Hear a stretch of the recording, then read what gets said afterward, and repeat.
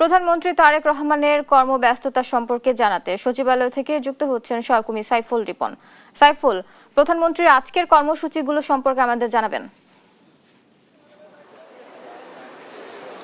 প্রধানমন্ত্রী তারেক রহমান আজ সকাল ৯টা ৪৫ প্রথম বৈঠক করেছেন কোস্টাল গার্ডের মহাপরিচালকের সাথে এবং সেখানে কিন্তু তিনি বাহিনীটির সর্বশেষ পরিস্থিতি এবং সার্বিক বিষয় নিয়ে কিন্তু আলোচনা করেছেন এবং এই বাহিনীটিকে আরও সামনের দিকে এগিয়ে নেওয়ার জন্য প্রয়োজনীয় বিষয়গুলো তিনি জেনেছেন এবং প্রয়োজনীয় দিক নির্দেশনাও দিয়েছেন এই কোস্টাল গার্ডের মহাপরিচালককে। এবং এর পরবর্তীতেই কিন্তু স্বাস্থ্য মন্ত্রণালয়ের মাননীয় মন্ত্রী প্রতিমন্ত্রীদের সাথে তিনি বৈঠক করেছেন এবং এই মন্ত্রণালয়ের অধীনস্থ যেসব দপ্তরগুলো রয়েছে সেই দপ্তরগুলোতে যেই লোকবল শূন্যতা রয়েছে সেই শূন্য পদগুলোতে লোকবল নিয়োগের বিষয়ে প্রয়োজনীয় দিক নির্দেশনা দিয়েছেন প্রধানমন্ত্রী তারেক রহমান। এবং বেলা 11টা নাগাদ ঢাকা উত্তর, ঢাকা দক্ষিণ এবং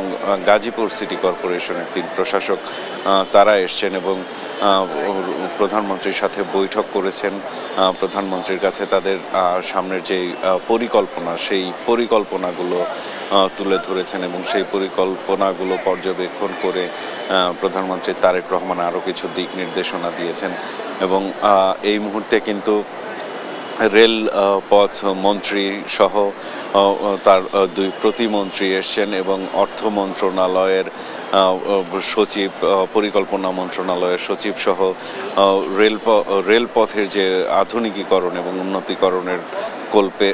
উন্নতিকরণের লক্ষ্যে আলোচনা হবে এবং বৈঠকে বিভিন্ন বিষয় পর্যালোচনা করে বাংলাদেশের রেল নেটওয়ার্কটাকে আরও উন্নত কী করে করা যায় সেই বিষয়টি নিয়ে পর্যালোচনা করে প্রয়োজনীয় দিক নির্দেশনা দেবেন সরকার প্রধান। এবং এর পরপরই বেলা 2টা নাগাদ আরেকটি গুরুত্বপূর্ণ বৈঠক হওয়ার কথা রয়েছে, যেই সারা দেশব্যাপী যেই নদী, খাল, জলাধার খননের খনন এবং পুনর্খননের জন্য যেই সেল গঠিত হয়েছে সেই সেলের কার্যক্রম কতটুকু এগুলো সেই বিষয়টি নিয়েও কিন্তু আজকে বৈঠক রয়েছে এবং সেখানেও সভাপতিত্ব করবেন প্রধানমন্ত্রী তারেক রহমান। এবং বিএনপির যে নির্বাচন পূর্ব প্রতিশ্রুতি সেই প্রতিশ্রুতিগুলো খুব দ্রুততম সময়ে বাস্তবায়ন এবং দৃশ্যমান করার জন্য প্রয়োজনীয় যেই সব তদারকি এবং দিক নির্দেশনা দেওয়ার পাশাপাশি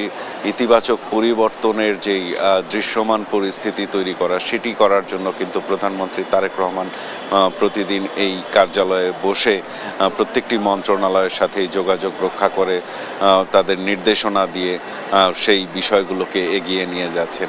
তো এই ছিল আমার কাছে এখানকার সর্বশেষ পরিস্থিতি। বুবলি।